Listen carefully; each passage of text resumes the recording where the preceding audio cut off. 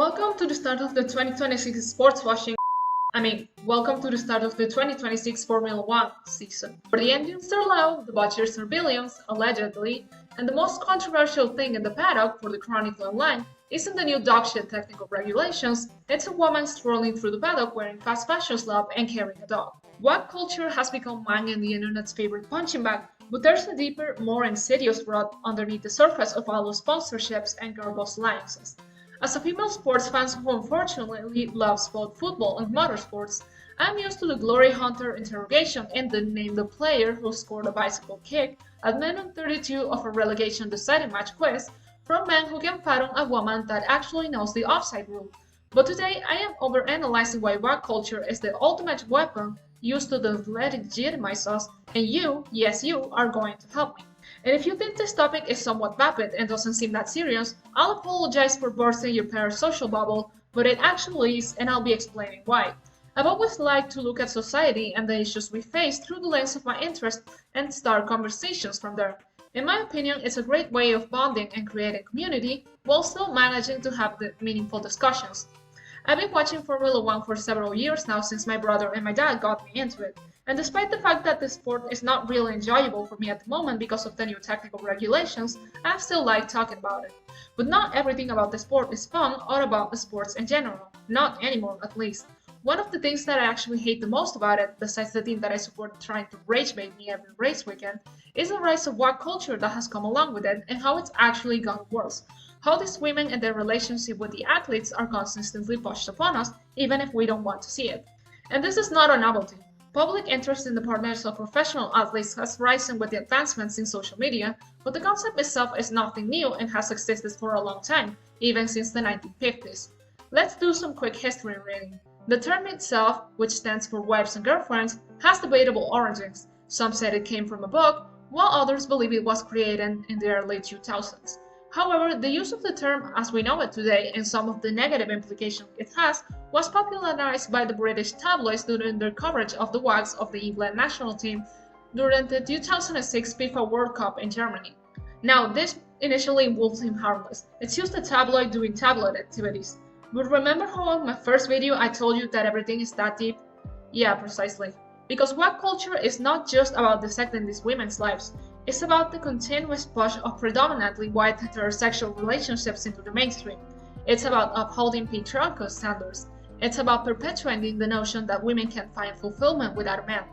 It's about the objectification of women and reducing them to being simple arm candy for male athletes. It's about the erasure of actual female athletes in favor of more tolerable ways of seeing women in fields that are highly male-dominated. And this deeply concerns me because modern WAG culture highly relies on these women being marketable to female audiences, especially young girls. Being a WAG is sold to them as an aspirational fantasy. You have fame, wealth, a loving partner, new opportunities, mainstream recognition, admirers, but they don't tell you about the other costs of being a WAG, of your identity being erased and being only seen as an extension of your partner, of the scrutiny and hate you will get for simply being associated with this man. These aspirational fantasies are definitely helped to be pushed by the media companies behind the sports themselves because it makes them money from young female audiences. Formula One is particularly insidious when it comes to this. When we talk about the aspect of being picked by a male athlete, of being chosen, there's usually plenty of them. There's likely hundreds of thousands of footballers, basketballers, or NFL players. But because of the elitist nature of Formula One and motorsports in general, there's only 22 F1 drivers, which ramps up the exclusivity aspect and makes being an F1 WAG even more desirable. There's only 8 drivers that drive for one of the big 4 teams, which are McLaren, Mercedes-AMG, Ferrari, and Oracle Red Bull. These are the teams that receive more media recognition. They have the best cars, the most money, the trophies and the championships, and a rich history in the sport, and also the most popular drivers. Being the WAG of the driver in these teams is a huge clout boost. Just ask this lovely and stylish young woman here. Her name is Alexandra Leclerc, and besides being an art major, influencer, and model, she's almost exclusively known for being the wife of Ferrari driver Charles Leclerc, who is one of the more popular figures in Formula One. Liberty Media, an US-based conglomerate that currently owns the rights to the Formula One brand, immediately saw the potential to generate revenue off of her as Alexandra got more attention for her fashion and looks and got to work. They started showing her and other WAGs on the race broadcast, sometimes to the annoyance of a lot of fans who want to see actual racing. They started posting them in F1 social media posts and in the vibe, an original Netflix docu-series that premiered in 2019 and follows Formula One and the lives of the drivers and the rest of the staff. This show, while it has helped with the growth of the Formula One brand and popularity in America, is deeply irritating not only for the drivers themselves, who consistently complain about it and make fun of it, but also, let's say, OG fans because of how dramatic and political it is, how it misconstrues a lot of situations that happen in the sport, and because it pushes a lot of content about the drivers' personal lives that attracts what they deem the wrong crowd to the sport and the communities built around it. And that, of course, includes the WAGs. Because yes, you get a lot of social credit by being a WAG, but you also get a lot of unjust hate, much of which is greatly rooted in misogyny. Going back to Alexandra, she's hugely popular, with about 5 million followers across her social media accounts. She's gone viral several times for her outfits, for her photos with her husband, and for this cute little dog called Leo. But like I said, not everything is sugar spice and everything nice. She also gets a lot of vitriol from Charlotte's own delusional fans because they want to be replaced, they want access to the same opportunities she has, they want her to hold her accountable for the things she said in the past, or male fans who consistently mock her for being a trophy wife and a glorified dog setter, or simply don't want her anywhere near the sport. Being a WAG is not all sunshine and rainbows, and who can tell you better about this than this other lovely and stylish young woman? This is Margarita Corsero, mostly known as Maggie, but also called by a lot of ugly names like Maggot, Magu, mgu-k, etc. She's the ex-girlfriend of current Formula One champion Lando Norris, and they've been dating formally since last year after 2 years of rumors. Maggie can tell you a lot about the negative side of being a WAG or even being associated with a high-profile athlete. She has a lot of experience in this. This woman has been ridiculed to no end for a wide variety of petty things, being an attention seeker for hinting on an Instagram story, stalking Lando and his family, being a pick-me for commenting on a photo, posting too many properly disclosed ads that are a part of her job as an influencer, defending herself against hate comments, having sun damage, sticking out her tongue in photos. Well, yes, these are the things this young woman gets torn to shreds for, just for the simple fact that she has the audacity to exist and be close to Lando and not make it a secret that she's dating him. And to be clear, this is not me capping for Maggie at all or because I'm her fan. But I wanted to use her to illustrate the next point, and one of the things that I absolutely hate the most about WAG culture, or maybe more of a consequence of it, which is the demonization of the women while the male athletes get infantilized and stripped of all their agency in power and their relationships. And what better example to use than Magui and Lando? Because yes, this woman has said and done some quite nasty stuff, and I believe it's valid to discuss this and critique her for it in a nuanced ways. But Lando's fans don't have the same energy for him. They have a lot of smoke for Maggie for her past problematic behavior, but they consistently make excuses for Lando's past misogynistic statement, cultural insensitivity, amongst others.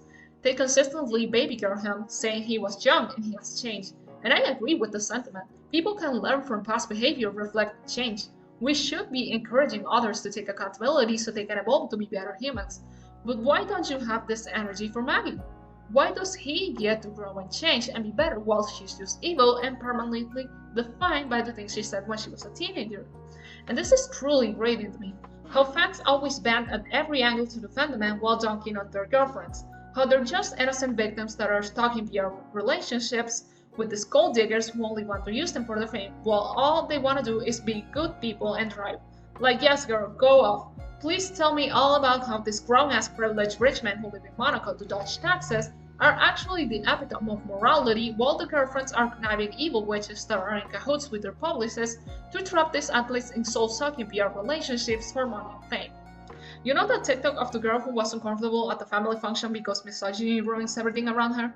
Yeah, that's how this topic makes me feel and leads me to another phenomenon that I despise about WAG culture, or more like another consequence of it, which is blaming the WAGs whenever the athletes underperform or whenever their team loses.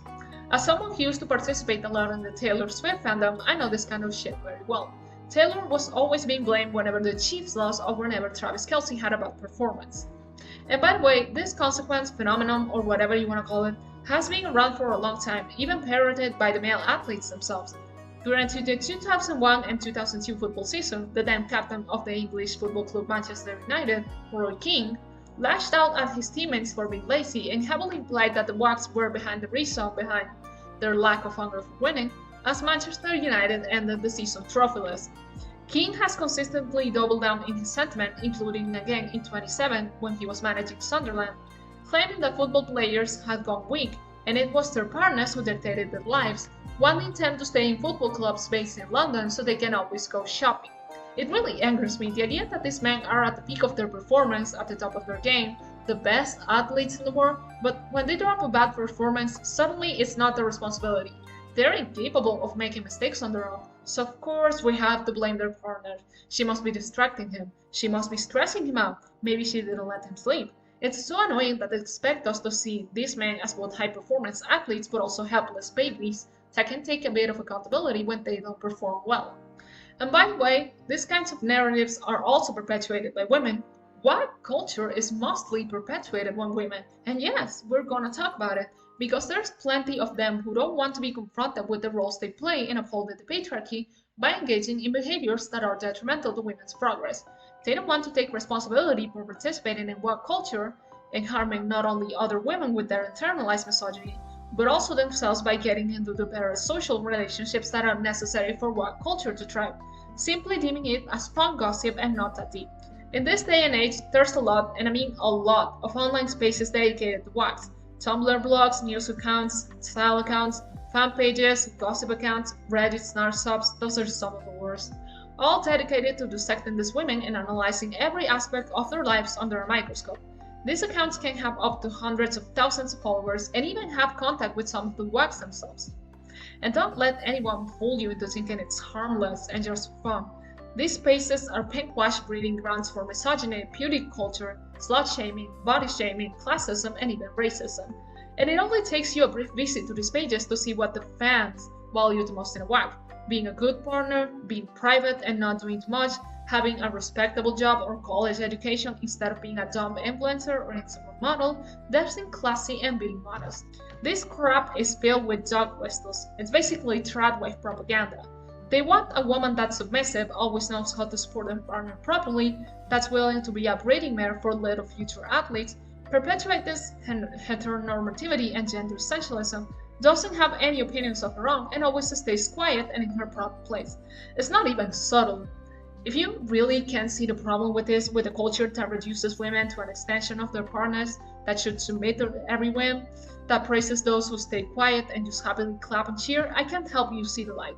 No one can. A recurring theme with this type of online spaces is the desire to see these women humbled. To be fair, this is not exclusive to WAG culture, but it's amplified by 100. When a woman that is deemed unworthy suddenly dates an athlete that is highly desirable, the hive mind will always look out for any patterns that hint, you will often hear that word in WAG accounts, that prove that the sportman in question is a bad partner to her. And rather than attributing this to his own failures as man, the psychos will deem it as proof that this woman is either a fake relationship for PR purposes, that she's using him for his money, or that he doesn't see her as anything serious because it validates the wannabe WAGs as potential candidates for him. If she gets cheated on, it's even better for them. They want to see the bad woman embarrassed because it reaffirms their pygmalion delusions that they are good women and worthy of dating an athlete. And exploring further, you can really understand how dystopian these accounts really are. Sometimes they even hold their own awards. They don't just stop at reporting every single thing these women do and pick them apart. They do top 10 rankings. I feel like I'm losing my mind here because rarely anyone understands my perspective that this shit is weird and it's harmful to women. Like, great, so now we're doing the beauty pageant thing again. But because it's done by other women instead of men, that means it's good for us, that it's fun, and that it's a good way to build community. No, it's not. It's the same objectification that men put us through, but with pink glitter sprinkled on it. This realization deeply upsets me, maybe because in some ways I'm still idealistic. Most women don't actually hate the patriarchy, they hate the role they have under it. As soon as the opportunity to benefit from it arises, they'll immediately take it, disregarding everything we've worked so hard for and openly tap dancing for men and catering to their every whim and the standards that they push upon us. These women don't actually want to leave the cage. They want to stay in it, page the cake pink, put some vows on it, and relish in their own oppression. And another aspect that I don't see discussed often when it comes to WAG culture, but that I still want to bring up, is how it erases actual female athletes in favor of a more palatable way of being a woman in sports, which is being an extension of a man, and therefore deemed as non-threatening to the status quo. which is sports being mostly male-dominated. The best way I can illustrate this is with a situation that boils my blood every time I remember it. Back at the 2014 Formula 1 Las Vegas Grand Prix, Mercedes-AMG held an event, dinner sort of thing for women in motorsports in collaboration with Mad and What's Up. Now, this initially seems like a great initiative on paper. Historically, there's been a lot of neglect towards female drivers, but I'll tell you the problem with it and why fans were so angry.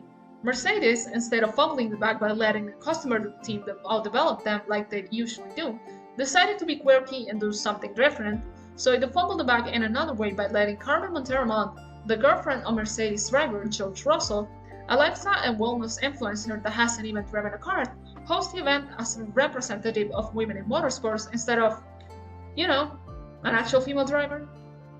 This was likely an intentional choice for marketing reasons, even though the backlash they got for this probably made them regret it. Mercedes has their pick of women who could have hosted this event. Susie Wolff, the wife of Mercedes CEO Toto Wolff, is herself a woman in motorsports. She did karting, she did junior Formula E, she did sports car racing. She was a development and test driver for Williams and is one of less than 10 women to ever participate in an official Formula 1 session. She is currently the manager of F1 Academy, an all-female racing series dedicated to uplifting women in single-seater motorsports and helping them make their way through feeder series that are mostly male-dominated. And if not Susie because she's retired from racing now, why not bring an active female driver? Dorian Pang is a French driver and a Mercedes development driver. She is the current F1 Academy champion, has multiple victories in several junior Formula E series, achieved a class victory after 2022 24 Hours of Spa, participated in the FIA-sanctioned World Endurance Championship, and won the Revelation of the Year award, the first woman ever to do so. And fine, maybe you don't want to bring a driver, that's your prerogative. Why then not bring an engineer or mechanic? People who don't usually get the credit they deserve for the work they do on the racetrack or on pit wall. You could have had this dinner hosted by Rosie Wade, who is the head of race strategy for Mercedes and has had moments of absolute brilliance in her Formula 1 career. At the 2023 Singapore Grand Prix, where the then dominant Red Bull had an identity crisis and completely bottled up qualifying in the race, Rosie made a brilliant call to double-stack the drivers onto a virtual safety car while everyone else stayed out, giving a position in a track where it's difficult to overtake in order to go for a win and a want to finish. And the strategy was working perfectly with the tire advantage and other cars dropping back due to dirty air. Even on the final laps, the Mercedes drivers had enough of an upper hand to make up positions quickly and go for the win. That was, of course, until George Russell proved the allegations right and took himself out of the race on the very last lap. Whoa, okay. I might have gotten a little angry, a little emotional on that one. But it is a serious topic and it does make me angry. WAG culture is extremely regressive for many different reasons. The whole case reeks of choice feminism, which is something that I often dissect and criticize because of the negative implications it has and the damage it has done to actual female liberation. And this is not me hating these women who date athletes, because that's perfectly fine.